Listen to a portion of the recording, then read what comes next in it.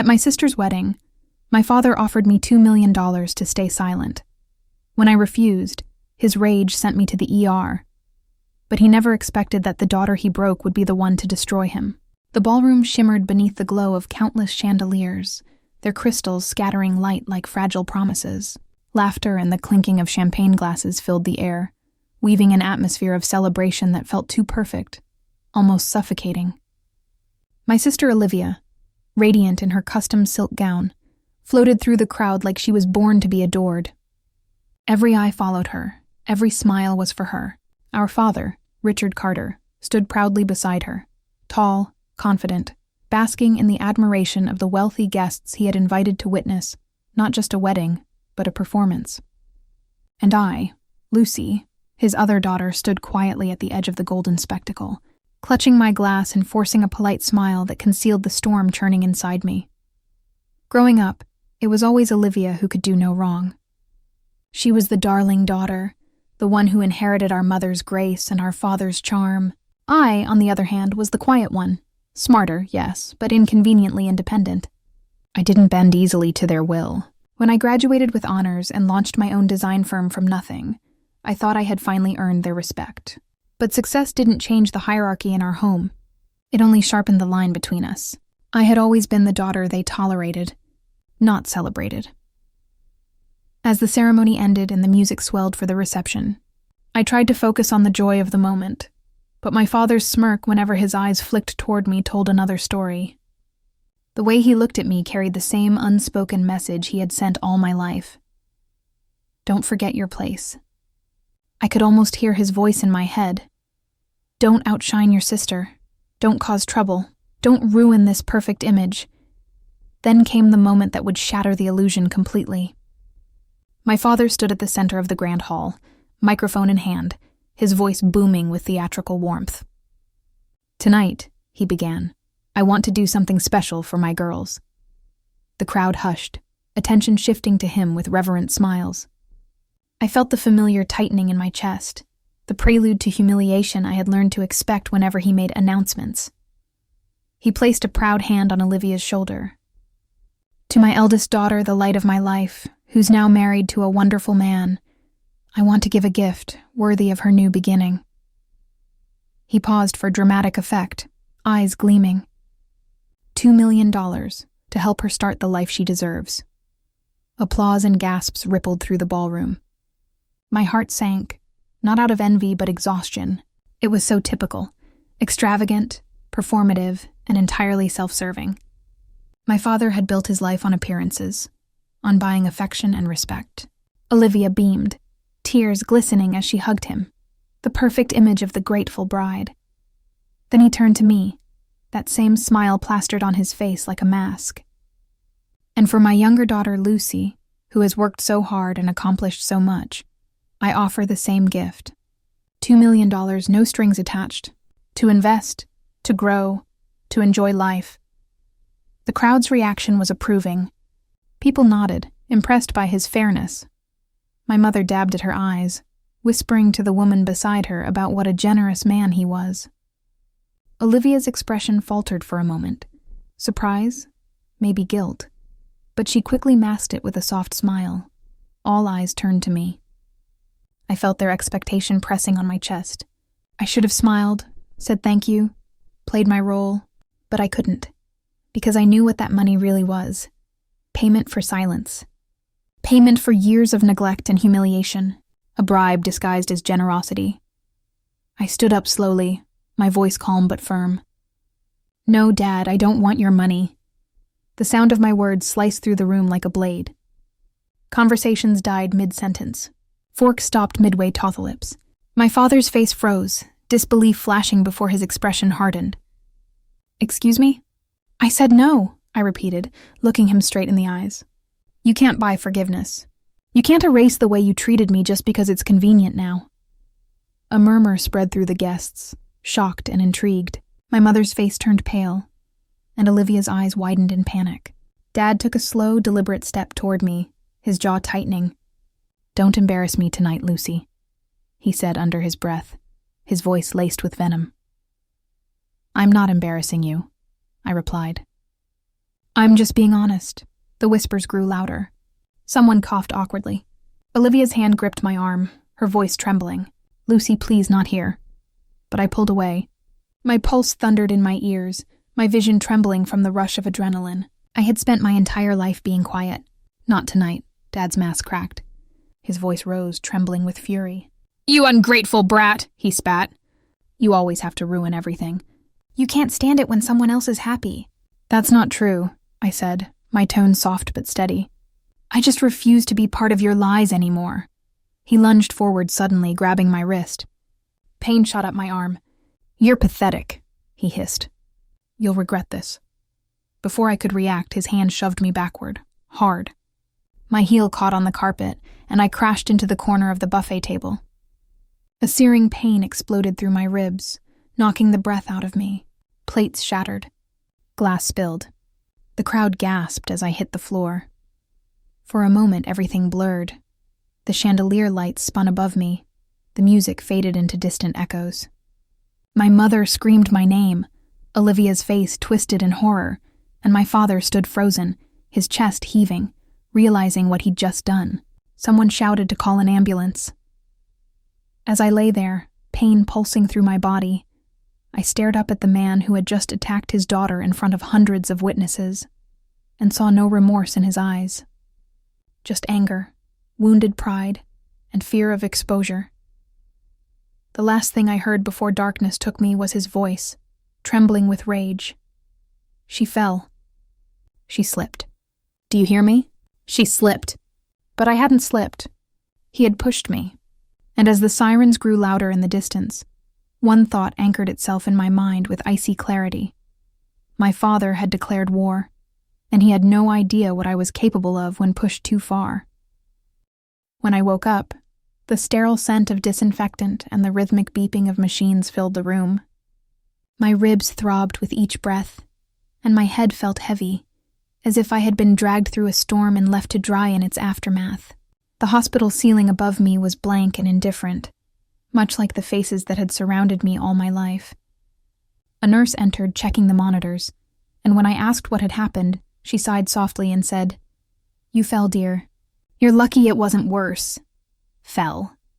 The word echoed inside my head like a cruel joke. I knew immediately whose lie that was. My father's. Of course, he had already rewritten the story. By the time the police came to ask questions, the narrative was set in stone. My father, Richard Carter, had claimed I tripped during an argument. My mother and Olivia supported his version. My mother's eyes red but obedient. Olivia trembling as if she'd rehearsed the lines under duress. The doctor told me I had 2 cracked ribs and several deep bruises, and I was to stay under observation for a few days. Every hour in that hospital felt like a punishment. Not for my body, but for my truth. The media would have loved to get hold of this story, but the Carters were experts at keeping their image polished. Father's lawyers handled everything quietly. Money, silence, control. That was his way of washing blood off his hands. 3 days later, while I sat by the window staring at the rain outside, a knock on the door broke my thoughts. A young man in a waiter's uniform stepped inside hesitantly. His name tag read Ethan. He looked nervous, but determined. Miss Carter, he said softly. I was serving at the wedding. I saw everything. I frowned, unsure if I wanted to hear what he had to say, but then he pulled out his phone, opened the gallery, and pressed play. My stomach clenched as I watched the scene unfold. The shouting, my refusal, the shove, the fall, the screams. The proof was there, raw and undeniable. Ethan looked at me with quiet compassion. You don't deserve to be treated like that, he said. You should have this. I took the phone, staring at the footage again, my hands trembling. The truth was now in my hands, and for the first time in my life, my father had no control over it. I thanked Ethan, promising to keep his identity hidden. When he left, I sat in silence for hours, staring at the tiny screen. Part of me wanted to upload it immediately, to expose my father, to tear down the empire he had built on deceit. But another part of me, colder and more calculating, whispered, not yet. Revenge wasn't about anger. It was about precision. Over the next few weeks, I healed physically, but something inside me shifted. My father sent flowers and an empty apology card. Olivia texted once, "I'm sorry, Lucy. Please don't make this worse." My mother never called. Their silence didn't hurt anymore. It clarified everything. They weren't my family anymore. They were strangers protecting a monster. I spent long nights researching, connecting the dots of his corruption. Years ago, I had worked briefly in his company before he forced me out, accusing me of being too ambitious. But I had kept copies of everything: emails, spreadsheets, contracts. I knew his secrets better than he thought. Ethan reached out again, offering to help. He was studying cybersecurity, and his quiet, meticulous mind impressed me. We met in a small cafe, far from the places my family frequented. He helped me encrypt files, trace offshore accounts, and build what he jokingly called the Trojan Daughter, a digital vault filled with evidence strong enough to destroy Richard Carter's legacy. As we worked, I saw glimpses of something I hadn't felt in years: trust. He never pitied me, never treated me like a victim. He just believed in my right to fight back. Late one night, sitting at my kitchen table surrounded by papers and empty coffee cups, I found the smoking gun, a string of documents showing illegal fund transfers and fake charity fronts my father used for tax evasion. My heart pounded as I scrolled through them. It wasn't just corporate greed. It was human rot, disguised as success. I could almost hear his smug laughter at every gala, every board meeting, while he bought loyalty and silenced opposition. But now I had the keys to his destruction. I didn't sleep much after that. The more I uncovered, the more I realized how deep his corruption ran.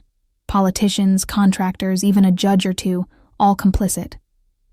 I backed up the evidence across multiple secure servers and created anonymous email drafts addressed to journalists, law enforcement, and investors. When the time came, one click would be enough to detonate his empire. Still, I waited, because revenge is sweeter when it's served not in haste, but in perfect timing. One afternoon, I received an unexpected visitor, Olivia. She looked exhausted, her mascara smudged, her eyes glassy. "Lucy," she whispered, stepping inside. "Dad's furious. He thinks you're planning something." I didn't deny it.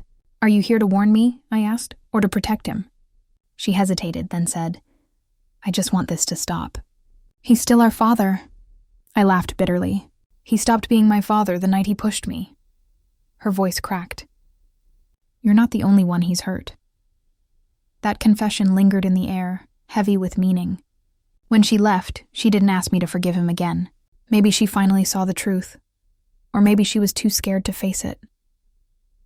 As my ribs healed and the pain faded, my resolve grew sharper. Every scar reminded me of his hand shoving me, of his eyes filled with rage, of the silence that followed. I started to understand something fundamental about revenge. It wasn't just payback. It was reclamation. I wasn't seeking to ruin him for the sake of it. I wanted to reclaim the years he stole from me, the self-worth he tried to crush. On the night before I executed my plan, I stood before my mirror, still wrapped in faint scars and fading bruises. I looked at the reflection staring back, stronger, colder, but more alive than ever. Ethan called, his voice steady. "Everything's ready. Once you hit send, there's no going back." I smiled faintly. Good. He didn't give me a choice. When the call ended, I stared at my laptop screen for a long time. My father had taught me that control was everything. But now I held the control. I whispered into the empty room. He tried to break me, but he only sharpened me. Then I closed the lid, knowing that dawn would bring the storm he never saw coming. 3 months later, the city lights glittered like 1,000 judging eyes as I stood before the grand entrance of the Imperial Plaza Hotel, the venue of my father's annual corporate gala. The night air was thick with perfume and ambition. I could hear the hum of laughter, the clinking of glasses, the hollow chatter of men and women who measured worth in money and lies. Dressed in a sleek black gown that hugged my frame, I slipped through the crowd like a shadow among the powerful. My heart beat steadily, not with fear but with focus. Tonight wasn't about pain anymore. Tonight was about justice. My father had taught me that power came from control, but what he didn't know was that I had learned to wield control far better than he ever could. The ballroom looked like something out of a royal fantasy. Crystal chandeliers reflected off marble floors, and gold-trimmed banners bearing the logo of Carter Enterprises hung from the walls. At the center of it all was my father, Richard Carter, smiling that same false smile that had fooled investors, partners, and politicians for decades. He laughed easily, shook hands firmly, and charmed everyone who approached him. My mother stood by his side, her face elegant and emotionless, as though the last 3 months hadn't happened. Olivia was there too, her eyes distant, her laughter hollow. I caught her glance from across the room. Guilt flickered for a second before she looked away. I didn't blame her anymore. She was just another product of his control. I waited until the lights dimmed, signaling the start of the evening's main event. My father stepped onto the stage, his voice echoing through the hall. "Ladies and gentlemen," he began, "thank you for being here tonight. Carter Enterprises stands stronger than ever, thanks to your trust, your partnership, and the integrity that has always guided our family business." The crowd applauded, and for a moment I almost laughed. Integrity. The word felt poisonous coming from him. As the applause died down, I stepped forward, my heels clicking against the floor, cutting through the noise like the ticking of a bomb. "Actually," I said into the microphone, my voice steady and cold, "I think it's time we talked about what really guides Carter Enterprises." The spotlight swung toward me. A ripple of confusion moved through the crowd. My father froze mid-sentence, his face draining of color as he realized who stood before him. "Lucy," he hissed into the mic, forcing a smile. "This isn't the time or the place." "Oh, I think it's the perfect place," I replied, my tone slicing through the air. "These people deserve to know who they're investing in." I lifted a small remote, and the massive LED screens behind him flickered to life. The room fell silent. The first images appeared: financial documents, bank transfers, hidden offshore accounts. Numbers and names flashed across the screen in sharp clarity.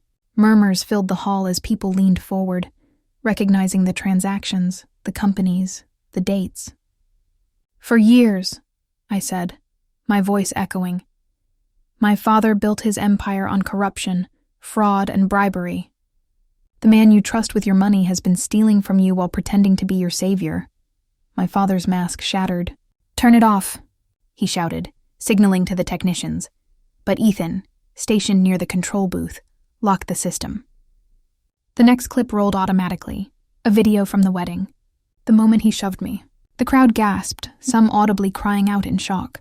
My father's image, once larger than life, was now small, pitiful, and undeniably guilty. "This," I continued, my voice trembling slightly, "is the man behind the family dinners and the charity galas. A man who silenced his own daughter to protect his reputation. But the truth has a way of breaking through." Security began moving toward me, but Ethan stepped in, blocking their path. Cameras flashed, phones recorded, and every second of his rage was being captured. The world was watching. My father lunged forward, his voice cracking. "You think this will destroy me? You're my daughter!" "You'll ruin yourself too." I looked at him, really looked at him, and felt nothing but clarity. "No, Dad," I said quietly. "I'm freeing myself." Within minutes, chaos erupted.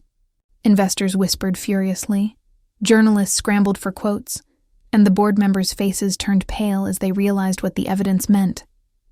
I left the stage as the room descended into uproar. Ethan followed close behind, making sure every file had been sent to the press, the authorities, and every agency my father had ever deceived. By morning, the headlines were everywhere. Business tycoon Richard Carter, accused of fraud and domestic abuse. His empire collapsed faster than anyone imagined. The police raided his offices, freezing assets and arresting key associates. My mother filed for divorce within a week, unable to withstand the public humiliation. Olivia's husband left her, citing family instability. The perfect Carter family was nothing more than ashes scattered by the truth. I didn't feel joy. Not immediately. The satisfaction wasn't loud or fiery. It was quiet, like the final note of a long symphony. For the first time in my life, I could breathe without the weight of their expectations crushing me. I moved into a small apartment overlooking the river, my ribs fully healed, the bruises gone.